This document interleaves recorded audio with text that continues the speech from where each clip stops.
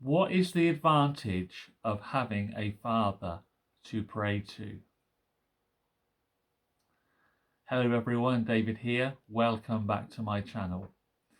In this video, we're going to be looking at the advantages of having God as our Father to whom we can pray. I'm basing this video on an article from the reformationscotland.org website, which is a database of articles from the Westminster Assembly.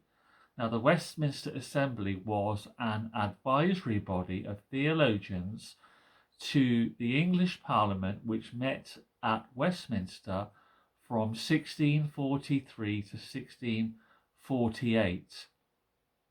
Now, this body produced a new range of standards for church order and government, worship and doctrine for the churches of England, Scotland and Ireland that have been used ever since by Presbyterian churches across the world. So it is a very rich resource. This article, or this video, is based on an article that they published on the 28th of August this year, 2025. And it's based on the writings of Thomas Manton, who was discussing the Lord's Prayer. And Thomas Manton was the clerk to the Westminster Assembly. And what Thomas Manton does in this article is explain in more detail how God is a father to his children in Christ and what this means for us when we pray. So let's look at what he's basing his article on. And of course, that's from Matthew chapter 6, verses 5 to 15. But I'm just going to read a couple of verses, which is, let's have a look. Verse 6, when you pray, go into your room, and when you have shut your door, pray to your Father who is in the secret place, and your Father who sees in secret will reward you openly. And then he says, in this manner therefore pray, or pray like this: Our Father in heaven, hallowed be your name. So he's talking about God as a father.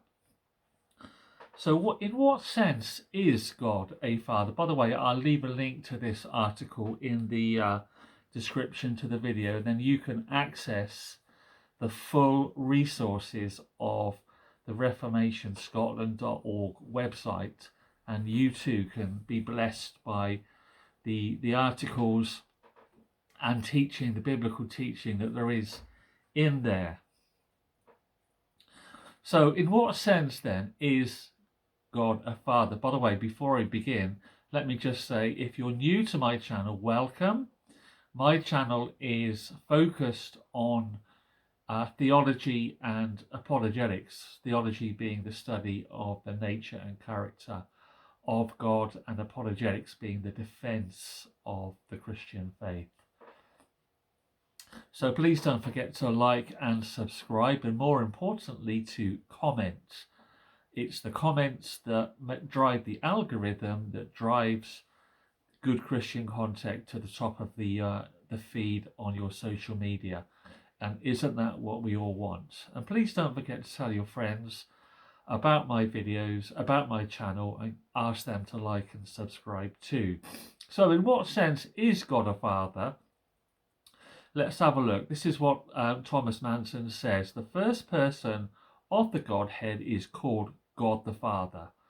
He is Father either with relation to Christ or to us.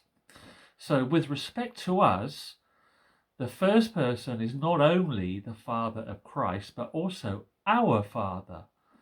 As we read in John chapter 20, verse 17, I go to my Father. This is Jesus speaking.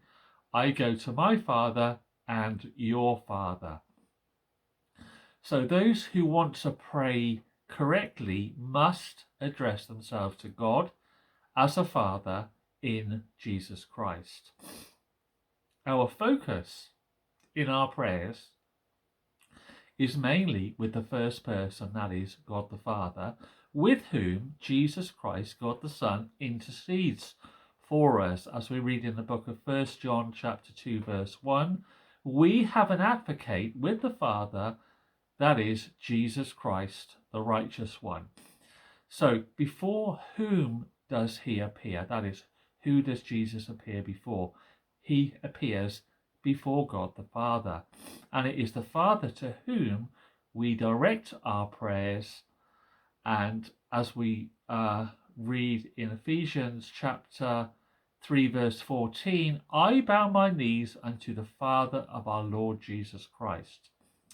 Now, though it's not unlawful to pray to Christ or to the Holy Spirit, usually Christian worship is centered on God the Father as being chief in the mystery of redemption, because as it's said in Ephesians chapter 2 verse 18, through him by one Spirit we have access to the Father, that is God the Son.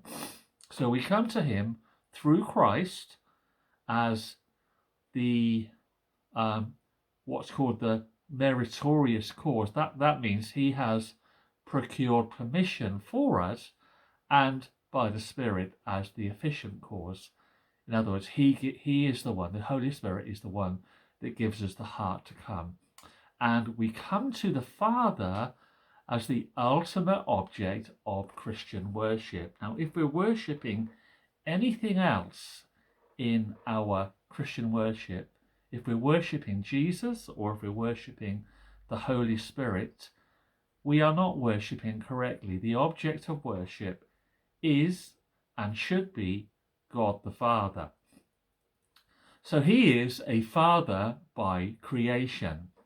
So because God is a father to mankind, either in a more general consideration, general thinking by creation, or in a more special way of thinking by adoption. If you're a believer in the Lord Jesus Christ, he is your father by adoption. We've been adopted into his family.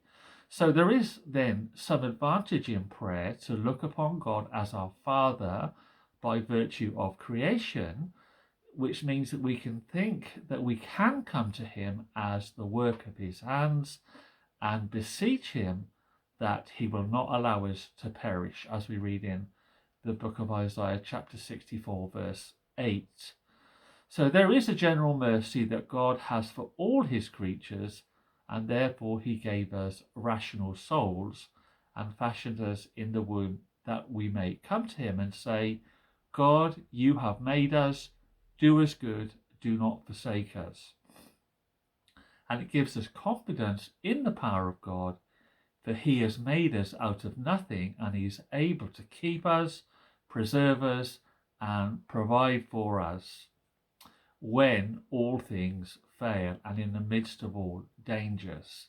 So believers are able to make use of this common relationship, as we read in the book of 1 Peter chapter 4 verse 19, which I'm going to read now, where we read, therefore, let those who suffer according to the will of God commit their souls to him in doing good as to a faithful Creator.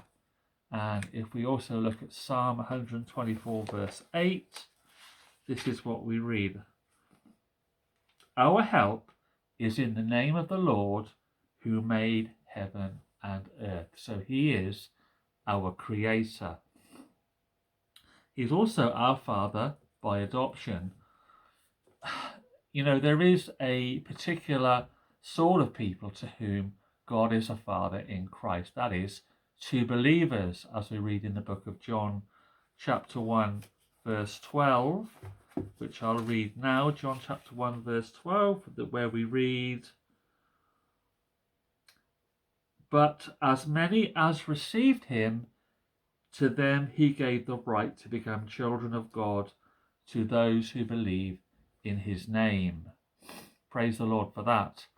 So in our natural state and condition, we were children of wrath and slaves to sin and Satan. And yet, when we are willing to come, when we are welcome to welcome, should I say, and receive Christ into our hearts, we are allowed to call God Father. So we are permitted to have like a childlike communion with him and to run to him in all difficulties and lay our needs open before him. So when we're not, as it were, when we're not at ease, when we're ill at ease and in any difficulty, this is the privilege of our adoption, that we have a God to go to, and we may go to our Father and plead with him. So adoption is an act of free grace by which we, who are aliens and strangers, servants to sin and Satan, are, in and by Christ, made sons and daughters of God and reckoned and treated accordingly to all intents and purposes. So this is a special privilege given to God's own children by virtue of their relationship with Christ. I'm going to go to end the video here, and there will be a part 2. Thank you for watching till the end of this video. If you've got this far, then please don't forget to like, subscribe and share the video. And if you have any comments, please comment too. Thank you very much. See you in the next video.